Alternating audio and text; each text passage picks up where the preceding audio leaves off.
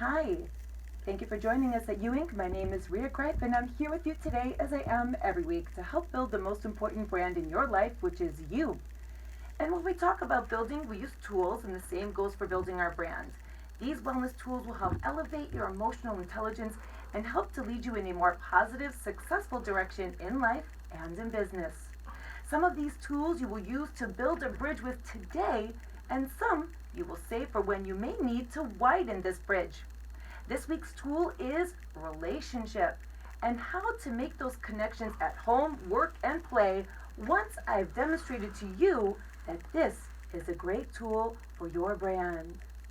In order to fully appreciate our next guest, who is a podcaster of Upside FM, a podcast about startups outside of Silicon Valley, founder of Unreal Collective, a business that helps freelancers build their businesses, an author at LinkedIn Learning, and also appears in the training videos for the LinkedIn Learning with courses focusing on product management, and freelancing, and global facilitator for Startup Weekend. You need only know that the secret to these successes is via relationships. Clouse has spoken at TEDx and South by Southwest and is here to speak with us today on U-Inc. Welcome, Mr. Clouse. As I mentioned earlier, too, when we talk about that face-to-face, and that's what carries over into the digital world, we are kind of in this era of potential, this digital drug epidemic. And, you having worked on building software for businesses and now working on developing relationships in businesses, do you find your clients to be challenged by the downgrading of humanity by tech, as Tristan Harris, former design ethicist at Google, testified to Congress about last month? I think what I see most is business owners today think that they have to be online and they have to be doing social media, and that's the way that you sell today. And it's just not true. Mm-hmm. But what it does when you think that's true, not only are you probably putting out content that's not resonating with anybody, it looks disingenuous because you're not invested in it, you are still investing time, which takes away from the time that you can be spending with real relationships in real life. What I tell my clients all the time when they think, okay, should I do social media? I say, why? What's working for you now? And oftentimes it's going and meeting people for coffee or going to a networking event. And you should put all of your energy into just doubling down on that. Really? As opposed to just saying, okay, I'm a lawyer, I'm an independent lawyer, I'm going to start a Twitter.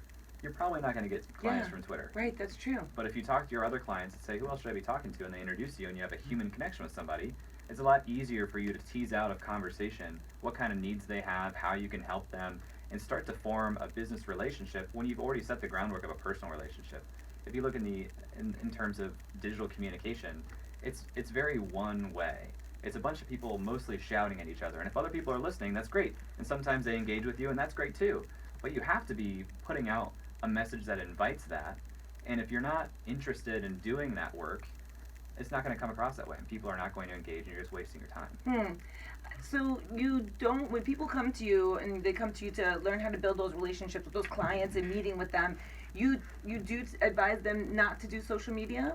Only if I think social media is good if you're interested in doing it. If you don't want to invest time into that, I don't know anything about Pinterest.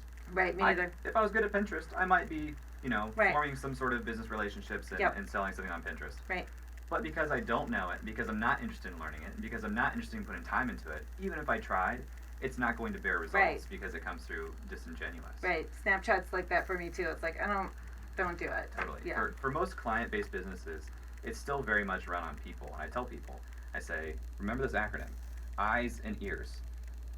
Establish your elevator speech and empower your advocates to refer sales. Figure out what you do. Figure out how to talk about what you do. Establish your elevator speech. And then share that with people that already know you, respect you, like you. Empower them to be out in the world being an advocate, a productive advocate who can help refer people to you. Yes. And if you spend all your time meeting with people, forming relationships, letting them know in a succinct way what you do specifically, they can go out and be this empowered, distributed, free sales force for you, doing it out of goodwill because they like you. Right, and they're just like basically your drivers. Yeah, that's amazing. I'm gonna be going out in the world more often now. Thank you for that. I know personally, I am blown away by everything that I've heard here today, and I appreciate you sharing this relationship with us together on U-Inc. today. Thank you so much, Mr. Clouse. Thanks for having me, Rhea.